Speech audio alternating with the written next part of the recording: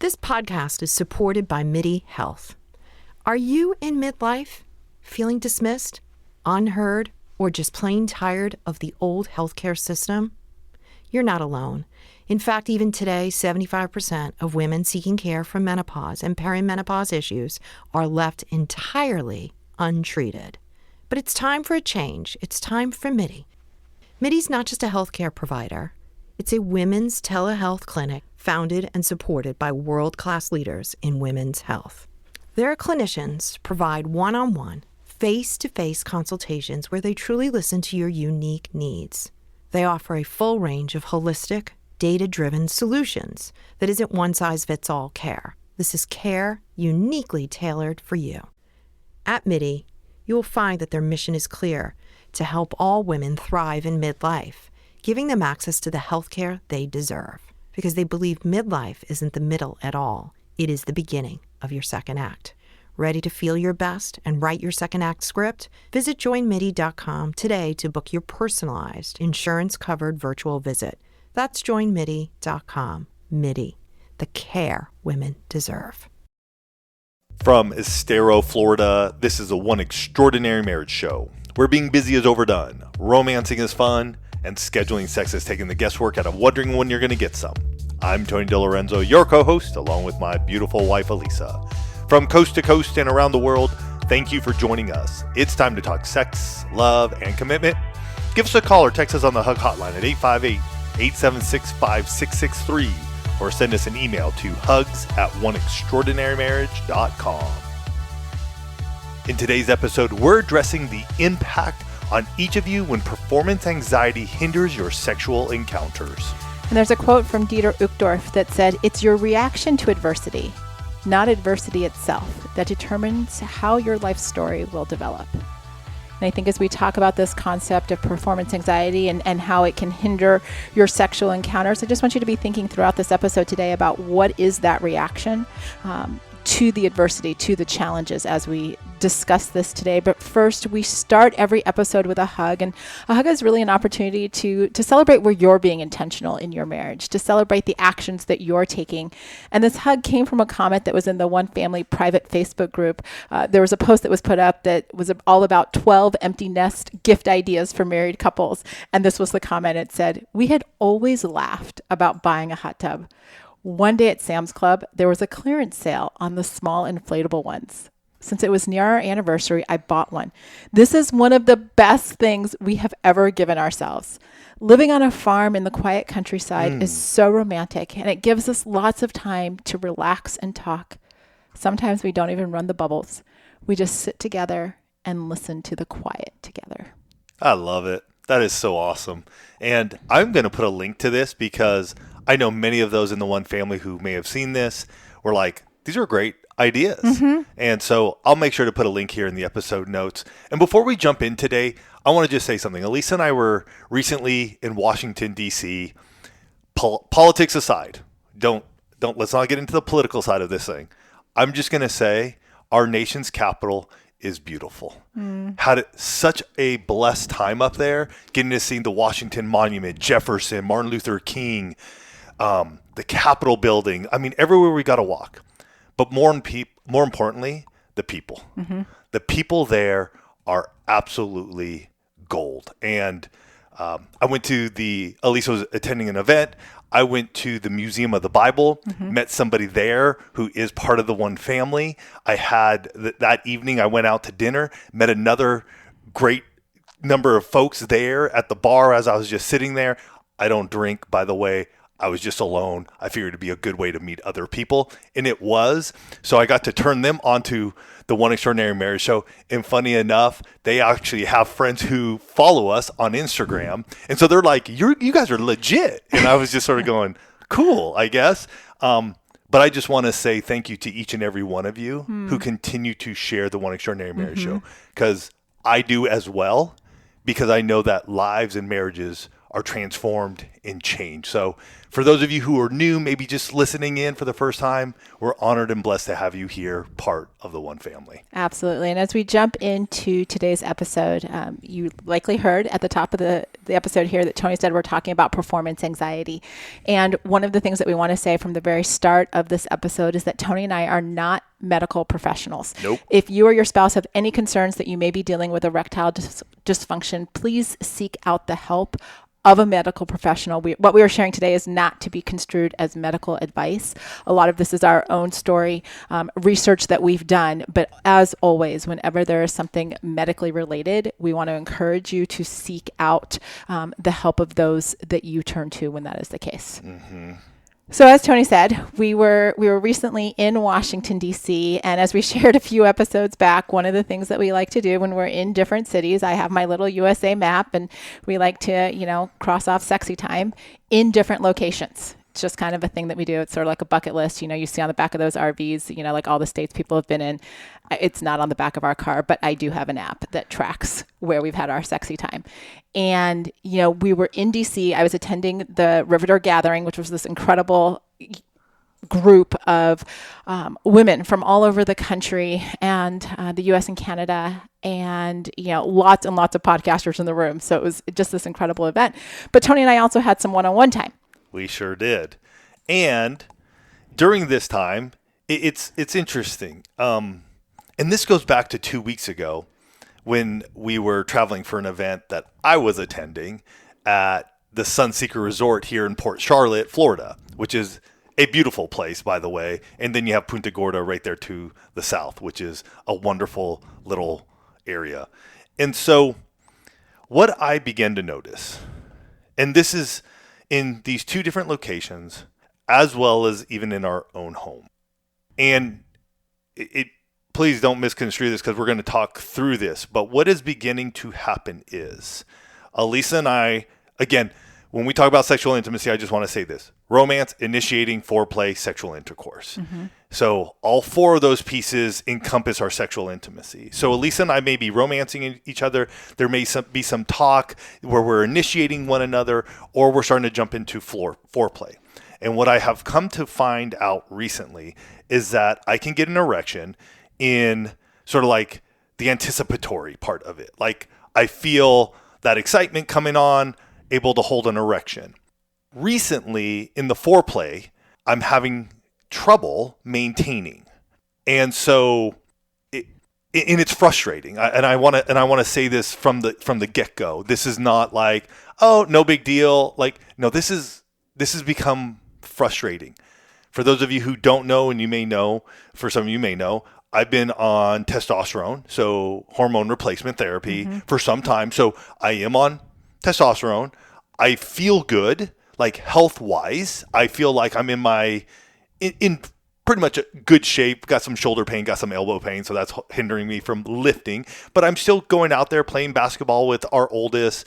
I still am getting to the gym. I'm walking via, just around our street, whatever it may be, or on the treadmill. So I'm feeling healthy. We're in DC, and this happens again. And I'm just frustrated. Literally, and I know you can tell. So I do want to say this, because you said that when this was happening there in DC, and I don't always know the full extent. But you can tell when I am erect and then go flaccid. Yes. I'm not that clueless. I'm like, everybody's like, seriously? Yeah, I'm not. But like what's contributing to it? No clue. Yes, and I understand that part of it. Like, you don't have any clue about why it's happening, but you do know that. Oh yes. Tony is erect, and then not, and then he's flaccid, and so to me, this is what I came to find out in DC. This and it goes back to the penis Bible, right? The penis book. That's a vagina Bible, the penis book. I'll put a link for the penis book here for you guys. I was there in DC after we were done, and we were able to have sexual intercourse and all that good stuff. But afterwards, it made me realize something. The big brain is very strong. That means the one between your ears. The one between your ears, yes. Not the small brain. guys, not your penis. Just helping y'all out. It's strong, and it can dictate the ability for us to either hold an erection or not. And so what I began to realize, and even this time in DC, for some reason, I do not know why, but it's become very quiet when we are having sex. You could hear a pin drop, I feel like. Your thoughts on that real quick? Again, I yes, it is quiet, but we have different perceptions of that. True. And I'm also not nearly as much in my head in this current season of like trying to figure out what's going on. So that doesn't, one, it doesn't bother me, and it's two, not as noticeable to me because that is not something that always dictates my level of arousal. So for me, it's too dang quiet. And I am literally getting in my head about what the heck's going on.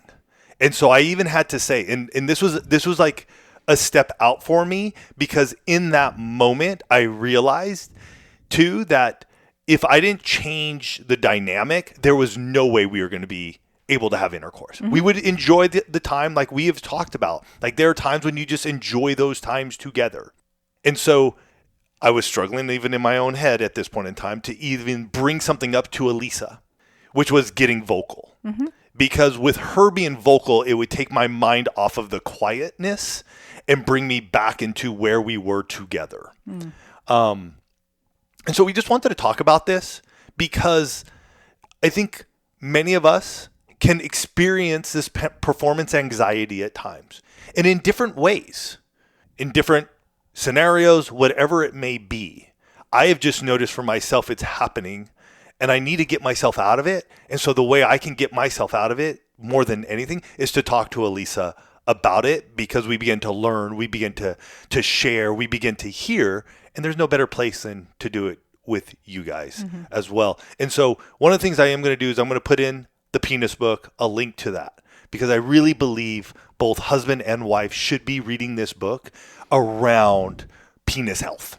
Absolutely. I mean, there's a reason we give the penis book and the vagina Bible as wedding gifts. It actually normalizes that conversation from the get-go. And, one of the things I want to share, you all know I love definitions, and typically I go to Merriam-Webster, but for this particular episode, I did go to the American Psychology Association to ask, how do you, from a psychological standpoint, APA, how do you define this for people? And performance anxiety is defined as apprehension and fear of the consequences of being unable to perform a task or performing it at a level that will raise expectations of even better task achievement. And so it's this mental hurdle, literally, of, thinking through the fear of the consequences. Like, will I be able to do this? Right? And the statistics around erectile dysfunction are significant. And it's why we need to talk about this, because I will tell you that, ladies, if your husband is struggling, and he may or may not have shared this with you, it is impacting your marriage. And husbands, I'm going to tell you too. She's got a clue that something's going on. She, just like me, she may not know why. But even if you're avoiding sexual intimacy because you're so worried about that performance anxiety, she is starting to pick up, and there are narratives that are going through her head, which is why we have to talk about this.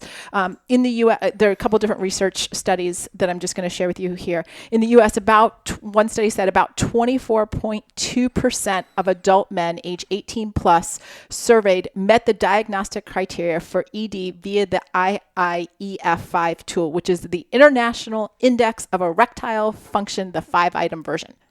That is just a hair under 25%, 1 out of 4 men ages 18 plus. So if it's happening to you, first of all, I got to tell you, you are not alone, right? When the National Institute of Diabetes and Digestive and Kidney Diseases did their research, they suggest that between 30 and 50 million men in the U.S. have ED. And at age 40, roughly 40% of men have some form of ED. And by 70% report having ED. And the impact of this leads to performance anxiety and whatnot. And that can be, for men, reduced self-esteem, self-confidence, sense of masculinity. It can lead to avoiding your spouse, social isolation, symptoms of depression, denial, and anger. Think about all of that and how that mix starts to impact your marriage. And I just want to chime in here right now. If you're finding out that this is happening more and more and more, and even for myself, I'm going to say this. If this is happening more and more and more, you better believe I'm probably going to be seeing a urologist. I'm going to go and seek out medical attention. Right now, I'm not there at that point yet because I have seen this transpire and happen in different times in my life. And sometimes it's just a bit of a course correction of my own mental thinking while we are being sexually intimate, specifically during foreplay. But as we age, as things begin to change, sexual intimacy, we just did an episode on this.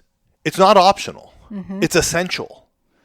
And believe me, a lot of you spoke up on that. We had many people speak up about this topic because it is important for us married folks. And I'm talking to you who are married, husband and wife.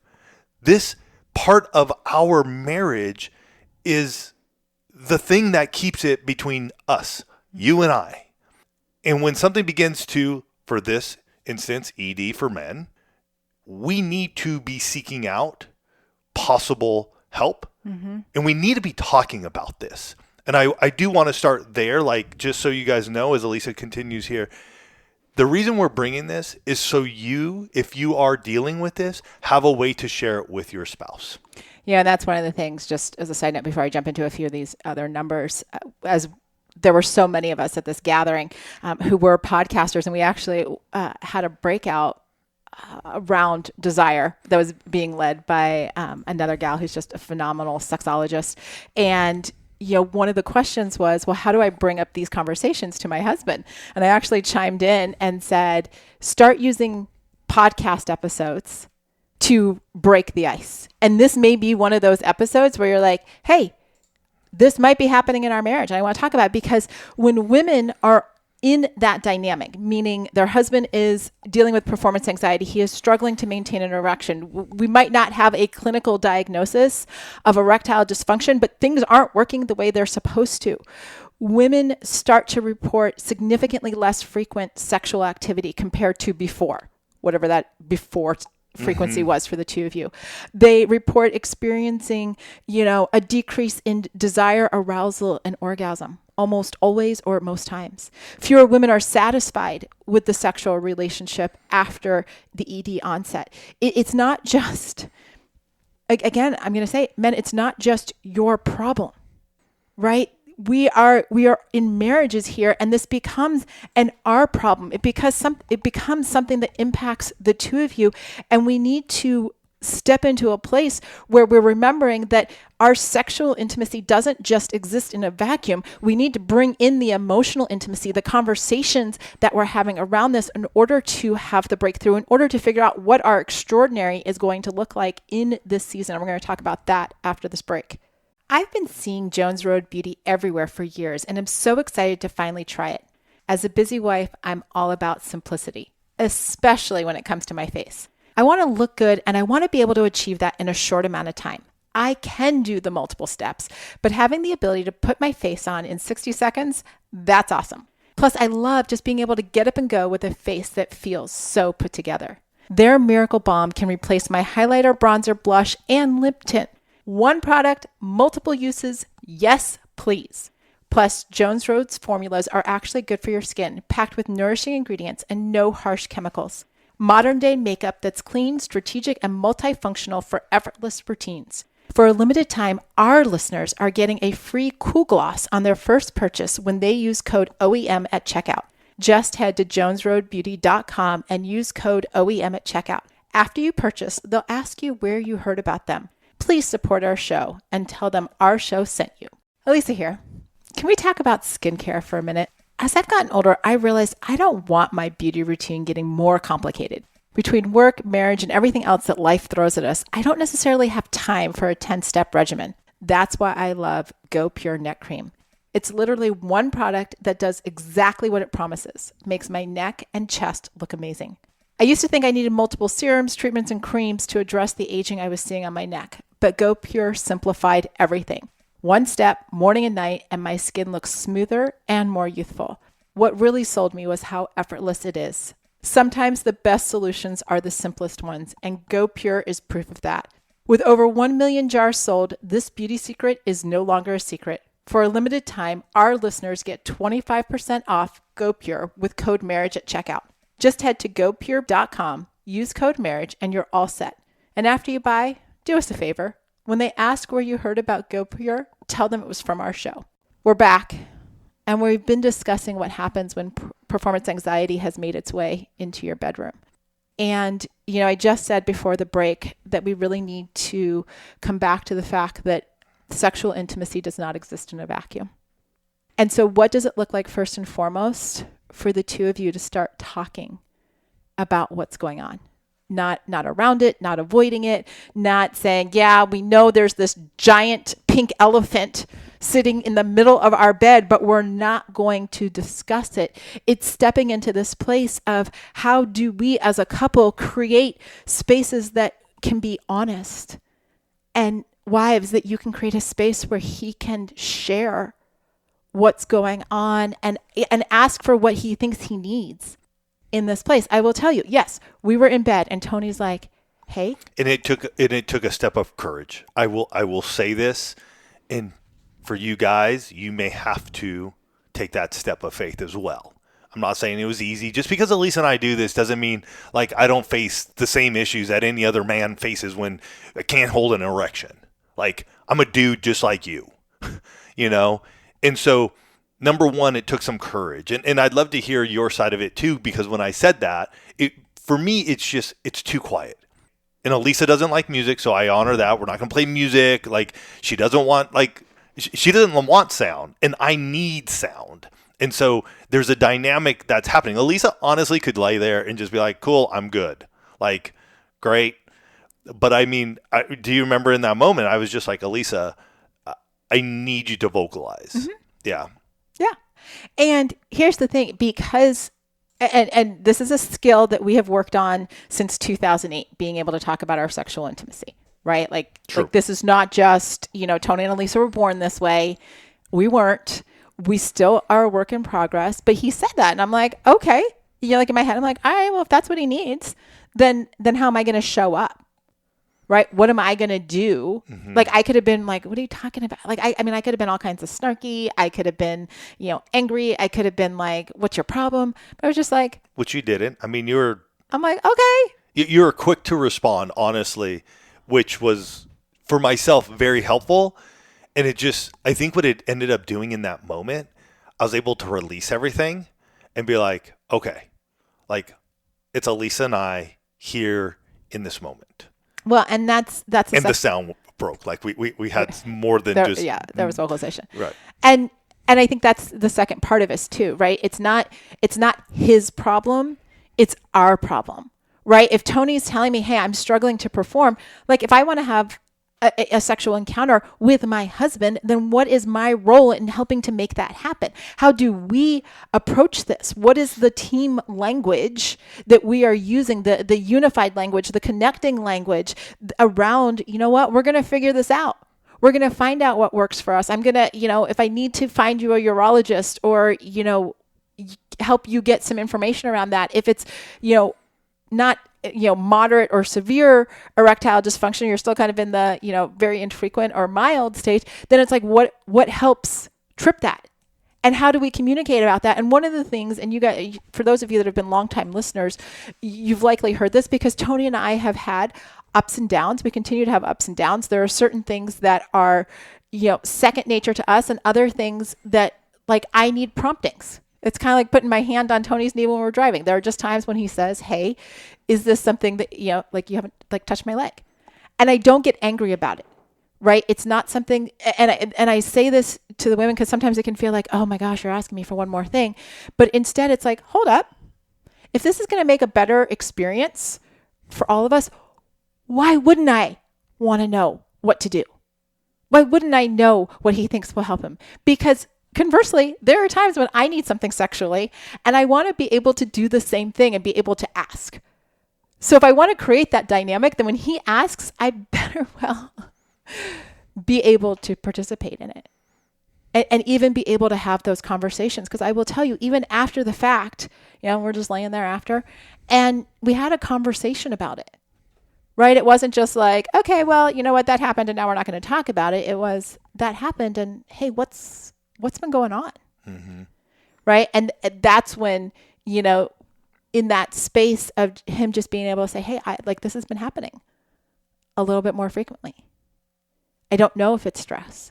I don't know. I mean, we've had some different stressors lately and things like that. So it wouldn't be out of the realm of possibility. It wouldn't be unheard of, for sure. And I hadn't even thought about that personally. Right. So we're talking through this, but it's also just going, okay, what does this look like for us?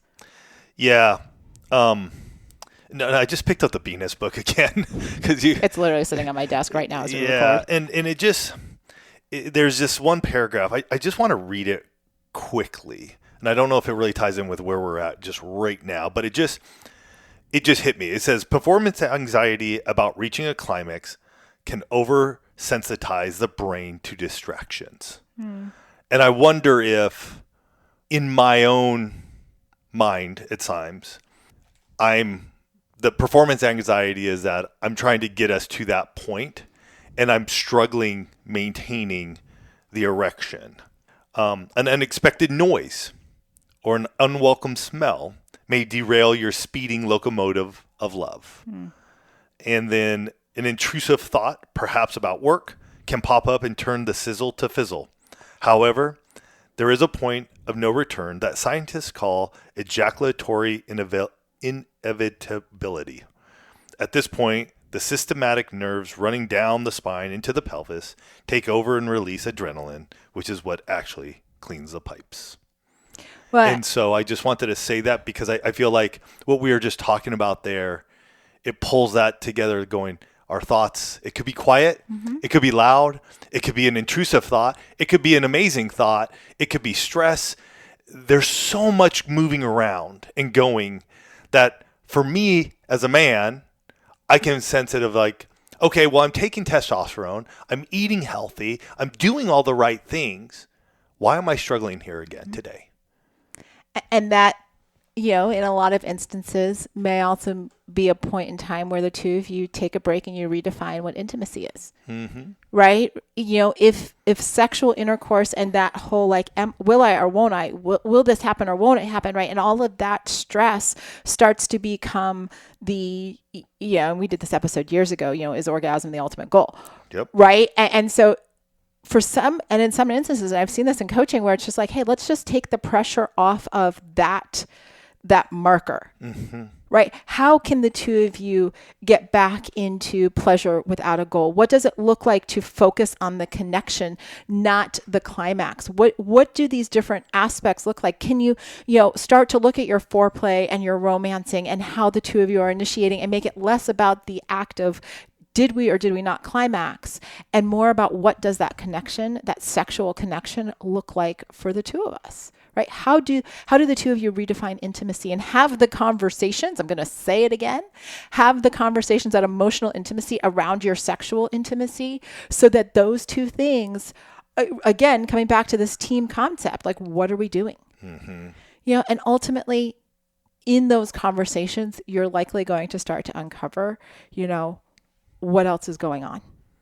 If there's stress, if there's fatigue, if there are health issues, if there are these other psychosocial aspects that are going on that you're like, okay, well, what are we going to do about it? How are we going to, get the care that we need?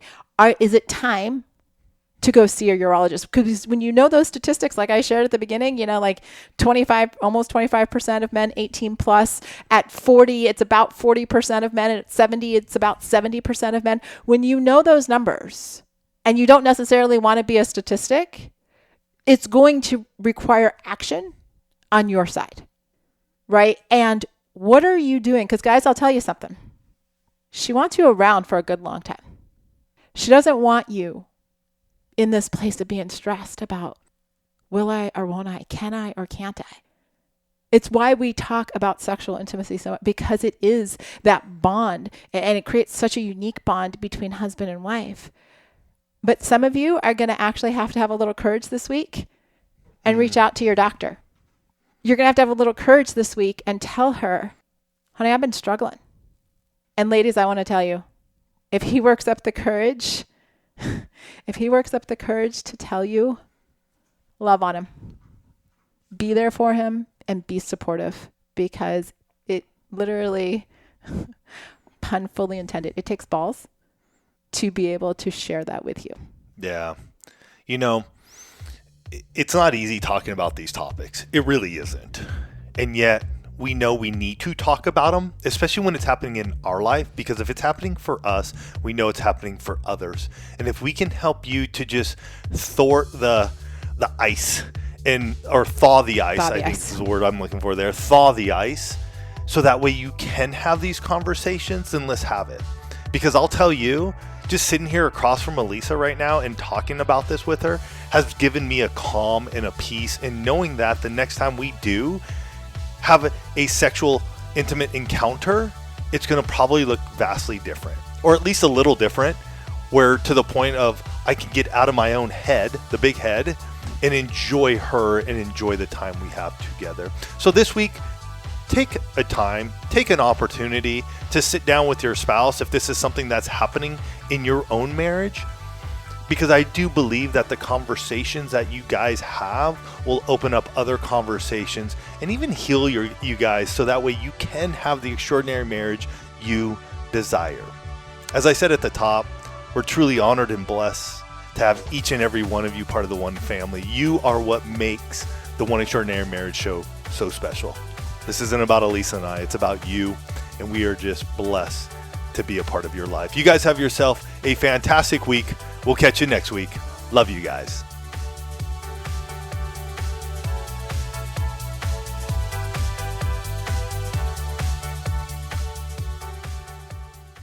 Thank you for listening to the One Extraordinary Marriage Show. If you love this podcast, please leave a review on Apple, Spotify, or wherever you are listening. Your review helps others find the show and know that it's the right fit for them and their marriage.